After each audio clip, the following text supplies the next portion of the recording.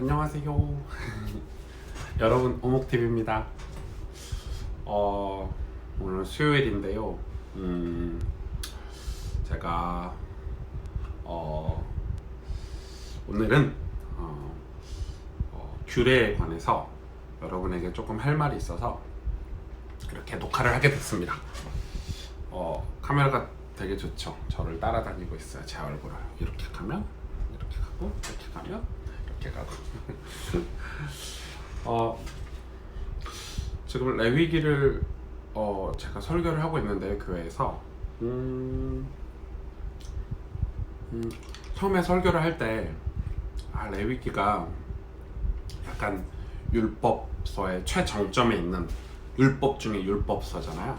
그리고 뭐 해라, 하지 마라, 거룩해라, 구별되라 뭐 이런 내용인 줄 알았는데, 레위기를 설교하다 보니까 하나님의 마음, 하나님, 죄인인 인간을 향한 하나님의 사랑을, 죄악된 세상에서 우리를 건지시려는 하나님의 그 은혜를 많이 느낄 수가 있는 것 같아요. 뭐 아직 이제 12장, 13장 이제 설교를 이제 하고 있지만 되게 조금 놀라웠고, 여러분, 제가 이렇게 레위기를 쭉 이제 순서대로 설교를 이렇게 하고 있는데, 제가 이런 고민이 좀 드는 거예요.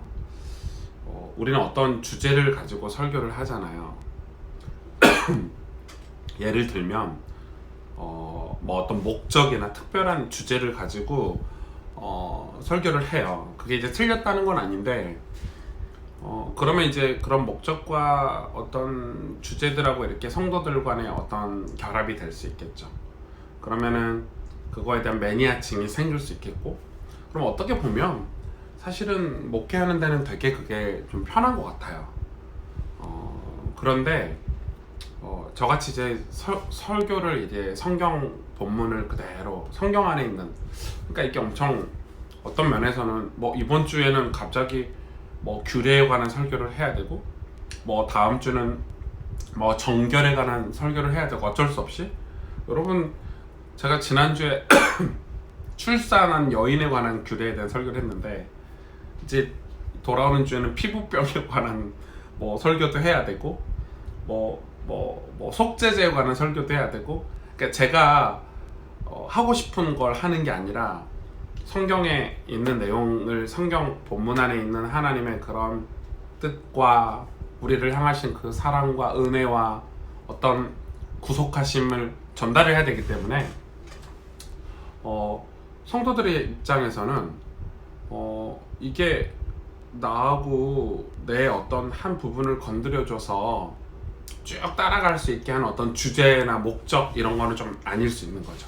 물론 성경 자체가 큰 목적을 가지고 있고, 성경 한 권 한 권이 어떤 목적을 가지고 있기 때문에 그걸 이렇게 느끼기까지 조금 시간이 오래 걸리는 것 같아요.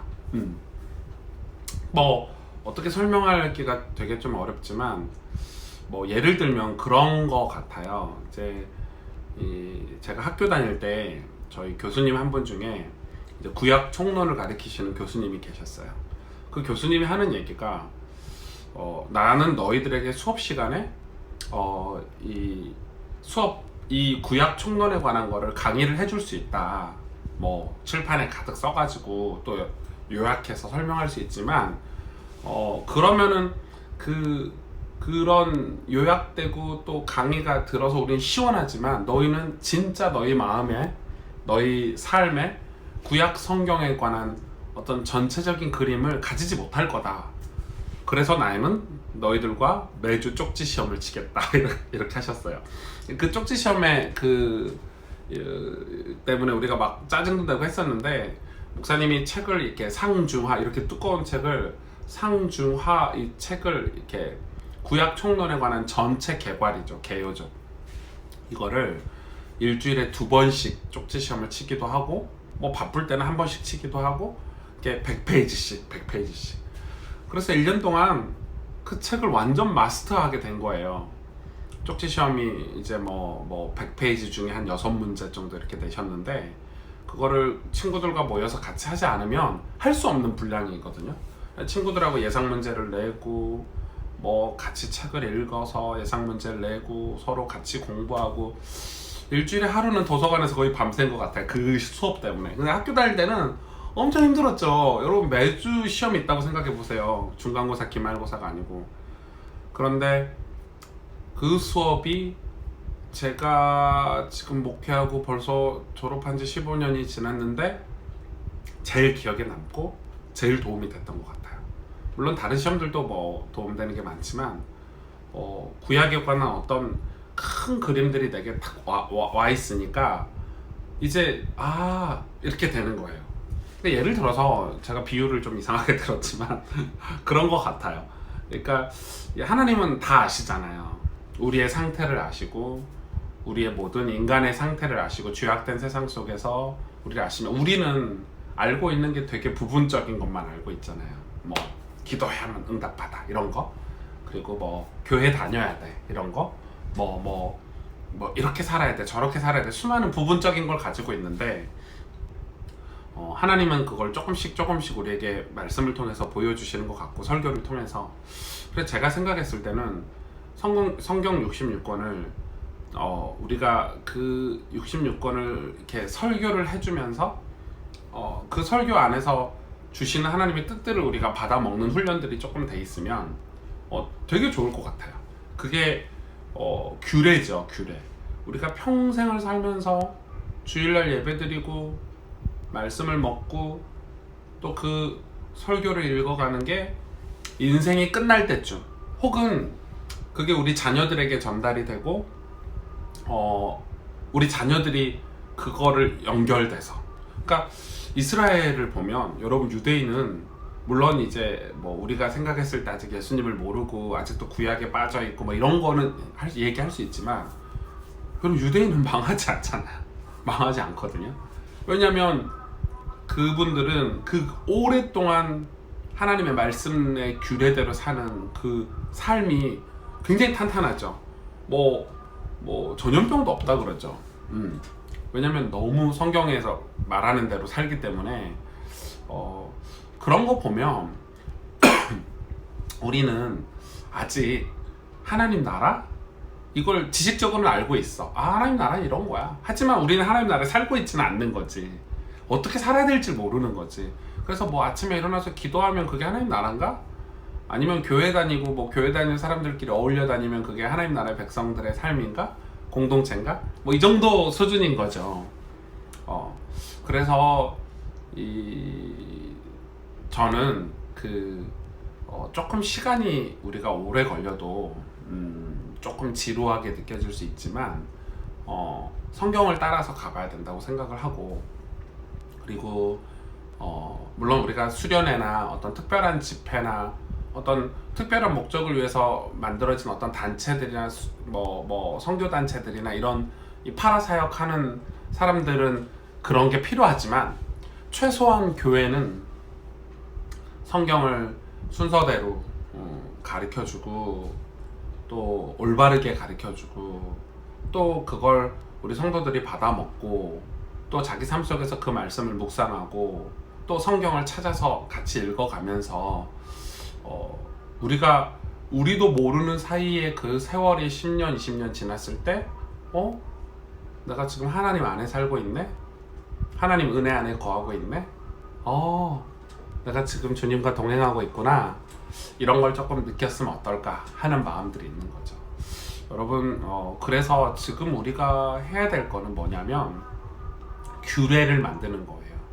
우리가 뭐 하루 3번 양치질을 하잖아요. 밥 먹고 나면 양치를 해야 된다. 이게 우리 안에 규례가 됐어. 처음엔 그런 게 없었으니까 이빨이 썩는지도 모르고 예전에는 이빨 때문에 이빨이 다 썩어가지고 음식을 못 먹고 죽는 사람도 많았대요. 예를 들어 손 씻는 거, 이게 왜 손을 씻어야 돼? 아직도 전 세계 이게 손 하나 안 씻어가지고 병균 때문에 전염병 때문에 죽는 나라들이 엄청 많아요, 여러분. 불과 이렇게 손 씻고 소독하는 문화가 이 선진국에도 들어온 게 1세기밖에 안 됐어요. 왜냐면 아침에 씻었는데 뭐로 씻어야 돼? 이런 거. 여러분 생각해 보세요. 이 하루 종일 뭐 만지고 병균 만지고 눈에 안 보이니까 우리가 모를 뿐이지 그걸 그대로 밥 먹고 남 만지고 이렇게 포옹하고 그러니까 이 손 하나만 씻어도 해결되는 이 병균의 문제가 굉장히 많은 거죠. 그래서 이런 규례들 이게 사실 다 규례잖아요. 손 씻어야 돼. 그 지식적으로 알게 됐어. 손 씻으면 병균이 이렇게 양치해야 돼 이런 거. 그리고 운동해야 돼. 우리가 뭔가 우리 마음을 치료하고 행복하기 위해서 드라마를 본다든지 취미생활 하잖아요. 자기만 운동을 한다든지 뭐 좋은 사람들을 만나 수다를 떤다든지 이런 게 다 우리 삶에 규례가 돼 있잖아요. 규례가 우리는 알아 그걸. 그런 것처럼 십자가의 은혜가 어떤 하나님이 우리에게 주신 은혜가 규례가 돼야 되는 거예요. 규례가. 근데 그게 어떻게 하는 거냐라고 많이 물어보는데 성경은 이렇게 얘기하고 있어요.